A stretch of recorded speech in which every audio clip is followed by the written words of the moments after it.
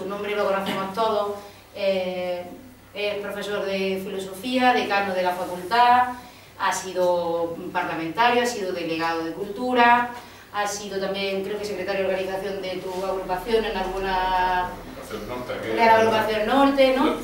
En fin, y sobre todo, bueno, yo le tengo una admiración muy personal, muy grande, como político, y la verdad es que de verdad que me hace mucha ilusión hablar de reforma constitucional que bajo, en este caso hablo personalmente, bajo mi humilde opinión es absolutamente necesaria después de 35 años, en la que ya no se nos ha preguntado, creo que ya no es necesario ese gran pacto constitucional que se firmó en aquel momento, que la sociedad española es madura, que ya está bien de tratarnos como menores de edad a los españoles y que va siendo hora de ser valientes y proponer la ideología socialista dentro de la Constitución también, y proponer, porque nosotros somos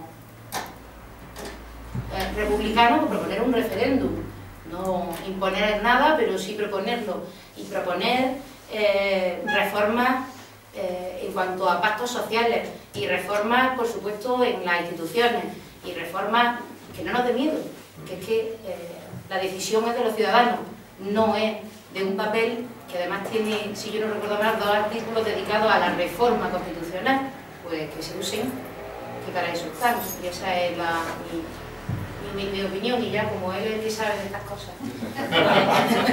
De todas maneras, sí me gustaría, y tenemos un documento para el que es la propuesta que hizo, bueno, la propuesta no, lo que se acordó sobre reforma constitucional en la última conferencia política en noviembre del pasado año. Se quedó tímido bajo mi punto de vista, se quedó corto.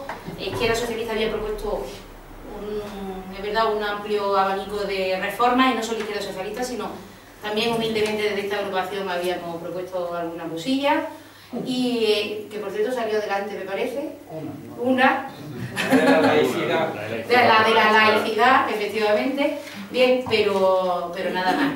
Y bueno, para el que lo quiera ver, hay otro por ahí, por si le queréis echar un vistazo, y ya te dejo la palabra. Muchas gracias.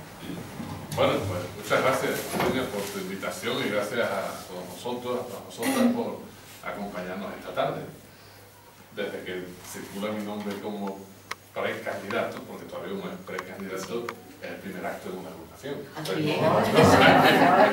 Te agradezco la invitación, porque es muy agradable para mí estar aquí. No estamos todavía oficialmente en la campaña interna en este proceso, y bueno, pero tenemos ocasión de hablar de muchas cosas, como muy bien has dicho, ¿no? Bueno, primero, antes de entrar en materia, eso, agradeceros vuestra atención y vuestra invitación, y explicar un poco el porqué de la noticia del sábado, ¿no? Todo transcurrió de manera muy acelerada, ¿no? El sábado pasado tuvimos la coordinadora federal de la corriente izquierda socialista, a la que sabéis que pertenezco, soy portavoz desde mucho tiempo atrás. Aquí me acompañan varios compañeros y compañeras que están vinculados como parte de esta corriente dentro de la pluralidad de nuestro partido, una corriente que forma parte de los estatutos, que está recogida en los estatutos. Bueno, y ese sábado, o sea, sábado pasado, estuvimos debatiendo en profundidad, ¿no? Estábamos representados gente de todas las federaciones del Estado español, del Partido Socialista, y estábamos debatiendo en profundidad la situación del partido después de las elecciones. Todos sabemos que en Andalucía se ha obtenido un resultado aceptable, con menos votos que en otras ocasiones, pero marcando distancia con el Partido Popular y con otras fuerzas políticas, pero esto no es así en el conjunto de España, como bien sabéis. Entonces la situación del partido es realmente muy preocupante. Distintas federaciones, en distintos sitios, la bajada en el porcentaje de votos es muy fuerte, y esto es ya síntoma de que estamos en una situación donde hay que afrontar en profundidad esa renovación que el partido necesita. La renovación del partido tiene que pasar por la reconstrucción de nuestro proyecto político. Estamos en un tiempo muy distinto de épocas pasadas, como tú has dicho, y hay que poner al día ese proyecto socialista. Recetas del pasado ya no nos valen, y por otra parte hay que reencauzar la orientación del partido, que en determinados momentos de alguna manera nos hemos visto que hemos perdido el rumbo, ¿no?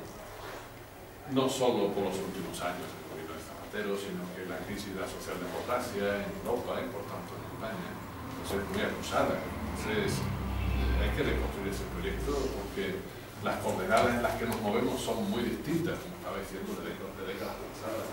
Entonces, teníamos respuestas para un partido que quiere llegar al gobierno y llegó en España en los años de Felipe González y después con Zapatero, que podía incidir desde el gobierno a través de política económica, políticas sociales y distintas líneas de actuación en su ámbito nacional.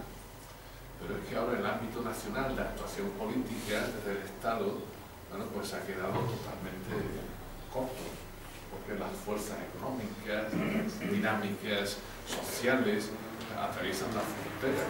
Estamos en el contexto de una Unión Europea y de un marco global que funciona sobre todo como gran mercado global.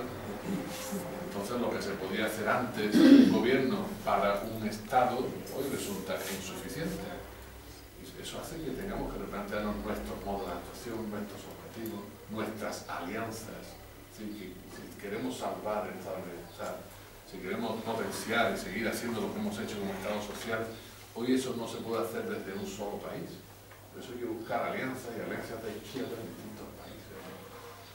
Si a eso se le añade pues el descrédito, la desconfianza, la pérdida de credibilidad que ha sufrido como partido a raíz de las medidas que se tomaron, sobre todo en la última etapa del gobierno de Zapatero, reconociendo todos los méritos de lo que se había hecho anteriormente, pues la situación se nos complica de manera especial a los socialistas españoles. Se nos complica porque ante la ciudadanía, bueno, pues nos hemos quedado sin apenas discurso. ¿Qué decimos para que sea creíble? Porque tomamos determinadas decisiones, el gobierno tomó determinadas decisiones y las apoyamos, lógicamente, que fueron muy duras en términos de ajustes, de recortes. Como ya dijimos algunos en aquel momento, el problema que se nos iba a plantear no era solo de cara al futuro, cómo íbamos a seguir presentando a los ciudadanos para pedir el voto en función de qué proyecto, si con nuestras actuaciones parece que desmentíamos nuestro propio proyecto, sino el problema era recuperar el sentido de lo hecho. Es decir, lo que habíamos estado haciendo se nos desmoronaba en parte, ¿no? ¿Cómo lo sosteníamos? Nos metíamos desde mayo del 2010 en una situación muy complicada en ese sentido y así se veía venir. A eso se añade que la ciudadanía fue percibiendo que los gobiernos tienen un campo de acción limitado, que el Estado pesa poco frente a la presión de los mercados y los poderes económicos y que los ciudadanos y ciudadanas empiezan a tener poca confianza en la política. Claro, en ese contexto digamos ya el remate fue, y así lo venimos diciendo, lo dijimos en su día, la reforma del artículo 135 de la Constitución. Ese fue un paso que no debimos dar. Se ha reconocido por parte de muchos que fue un error. Griñán lo dijo, Hugo Alcázar también lo reconoció, la presidenta de la Junta y el secretario general de nuestro partido, Andalucía, Susana Díaz, también lo ha dicho en algún momento. Algunos lo dijimos entonces y no votamos en el Grupo Parlamentario Socialista aquella reforma. Esa reforma era una cuestión muy técnica, pero se metió señalando la obligación, fijaros en qué términos, de prioridad absoluta del pago de la deuda externa por encima de cualquier otro criterio, como compromiso asumido por el Estado español, por encima de cualquier prioridad absoluta, se ha quedado recogido en la Constitución. Claro, eso es un compromiso que ata mucho las manos, porque eso responde a una manera muy neoliberal de entender qué debe hacer el Estado. Y fijaros, ahora mismo la situación de la deuda pública está por encima del 100% del PIB en España. Es decir, el compromiso que tenemos no solo de pagar lo que sea deuda, sino los intereses, es muy fuerte. Si todos lo sacrificamos en función de ello, es que nos vamos a quedar maniatados por mucho tiempo. Esas son las consecuencias de la reforma del artículo 135.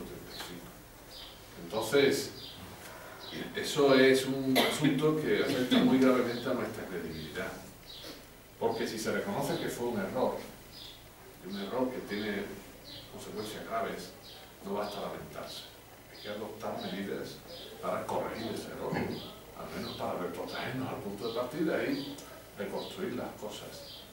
Pero eso no es todo. Es que, claro, estamos en una situación de esa falta de confianza, esa falta de empuje, no logramos transmitir entusiasmo a quienes nos tienen que votar, ¿no? Y eso pues se debe también a que la ciudadanía no percibe que nos presentemos con un proyecto articulado que pueda ser alternativa a las políticas que se están haciendo.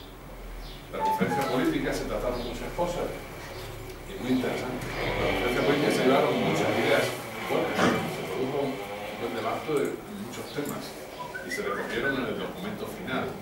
Ahora, ¿qué pasa?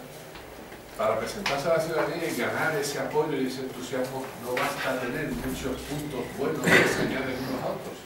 Hay que transmitir que el conjunto, el marco, el proyecto, tiene la capacidad de ser alternativa, que va en determinada dirección, que tiene una orientación decidida de cambio y de transformación, y que en este contexto, tiene la capacidad de darnos instrumentos de una resistencia activa, transformadora, frente a tantas presiones que como país sufrimos de dentro y de fuera, con los poderes económicos que hoy controlan el mercado y nos dominan e incluso nos humillan.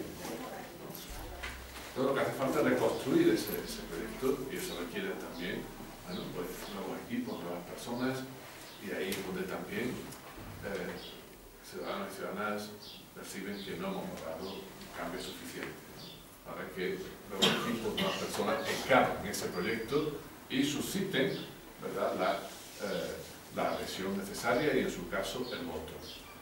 Y a ello, bueno, pues hay que medir tantos otros problemas que se nos acumulan de todo tipo y ante los cuales, pues, las respuestas muchas veces son tibias, son tibulatas y no logramos eso, infundir esa confianza. Esta es la situación del partido en la que nos vemos y es lo que origina ese declive en votos, ¿no? Notamos que, lo notáis en nuestros barrios, en nuestros amigos, en el trabajo, con la familia incluso, con nuestros hijos, ¿verdad?, que les cuesta trabajo si somos candidatos a votar, ¿no?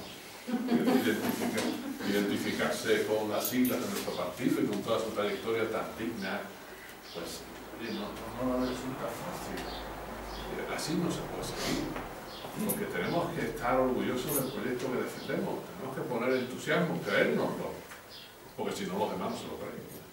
Y el votante no puede estar toda la vida votando, mirando para otro lado, tapándose la nariz o de una manera pesarosa, tiene que estar contento con su voto.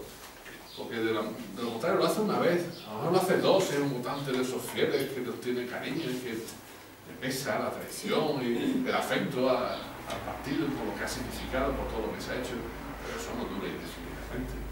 Además, eso dura en determinadas generaciones, si son mayores, los jóvenes, ¿no? Y lo hemos visto con el resurgir de Podemos, por ejemplo, el nacer de esa fuerza política. Sorprendente, ¿verdad? Y es sorprendente porque ha recogido el voto, sobre todo de esta gente joven, de izquierda, nuestros hijos y sus amigos, son los que han votado a Podemos. Y poco más y pasa en Izquierda Unida con europarlamentarios en el Parlamento Europeo. Los demás hemos bajado considerablemente, ¿no? Lo de Podemos evidencia que no hay tanta desafección política como se dice. La gente no se desentiende. Lo que hay es crítica a una determinada forma de hacer política. Lo que nos están diciendo es que hemos votado a Podemos para decirnos que debemos y pudiéramos ser de otra manera.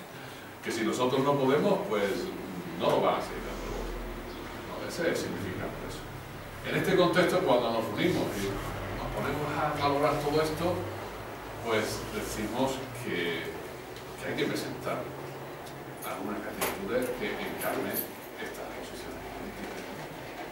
Por supuesto, respeto y afecto a los compañeros y compañeras que puedan suponer otras candidaturas que se presenten. Pero nosotros veíamos que ciertas cosas de las que estamos diciendo, y ahora abundaremos en ellas, hablando de reformas constitucionales, no veíamos que se pudieran recoger desde los nombres